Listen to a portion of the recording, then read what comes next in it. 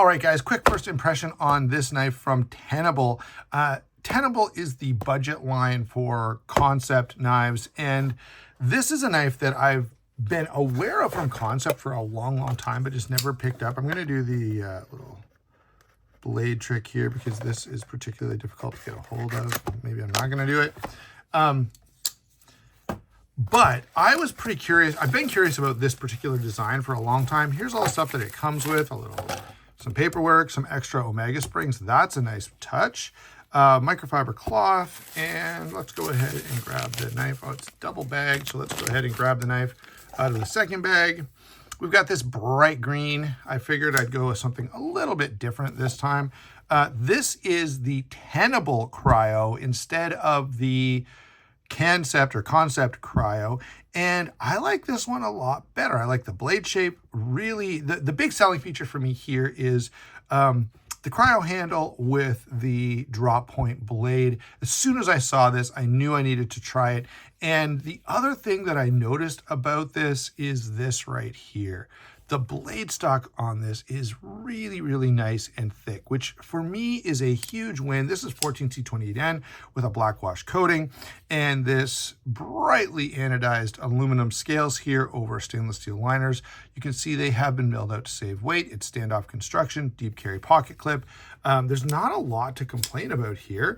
You know, it does feel good in hand, which I fully expected to be the case.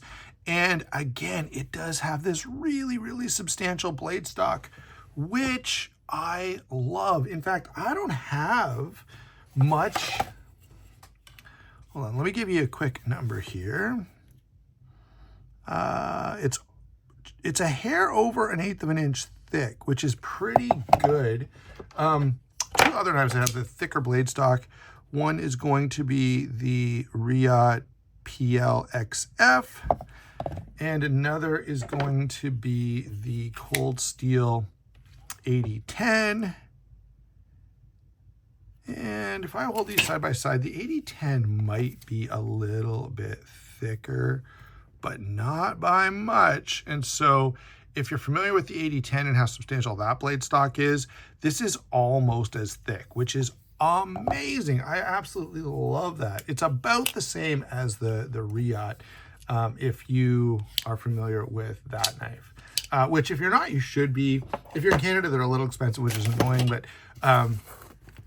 so let's do a quick rundown on what we've got here. The thick blade stock was the big selling feature for me because I love that thick blade stock. I'm kind of sad that the industry has moved away from that extra robust, hard use type of feel, but they have, what are we getting for length? About, there you go, you can see just a little over 8 inches, maybe 8 and, not quite 8 and a full 1/8, and a little more than 8 and a 16th maybe. Let's see here, blade length.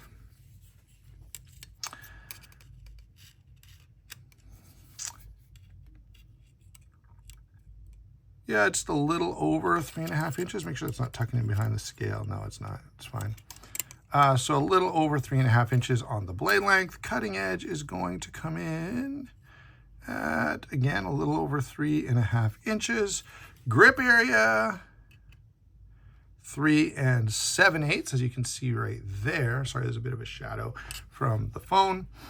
Let's see, what else do you want us to know? Oh yeah, how big is it when, how does it fit in pocket? So when we close this guy down, it's gonna be around 4.5 inches.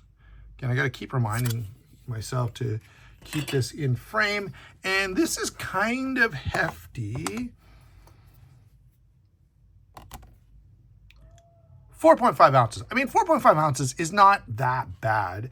What have I got that's sitting around here? 8010 is gonna be heavy, probably 6 ounces, 7 ounces. Oh, I have probably another knife that has similarly thick blade stock, and that's going to be the Voyager draw point, the XL version. This is the large, I guess. Anyway,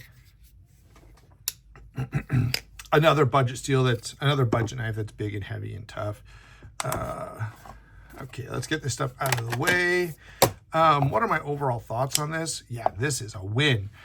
Great action on this. The lock bar is pretty good. I don't know. One of my tests is often to do the one finger trick and see if I can do it, and it seems to work pretty well with this knife.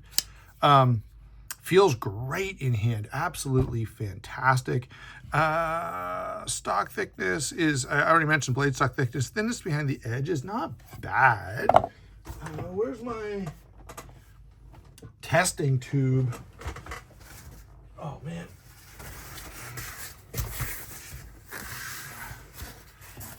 All right, let's give this a cut. It's not bad. It's crushing that down a fair bit. There's a little bit of resistance, but not too shabby. Yeah, I definitely like the Tenable Kryo. Overall, the design I definitely like more than any of the other Kryo variants. And the blade stock I love. The feel in hand I love. This might be my favorite budget knife at this point. I'll spend some time with it and see what I think after a little bit of time. But there you go, guys. Quick look at the Tenable Kryo, which is pretty darn impressive.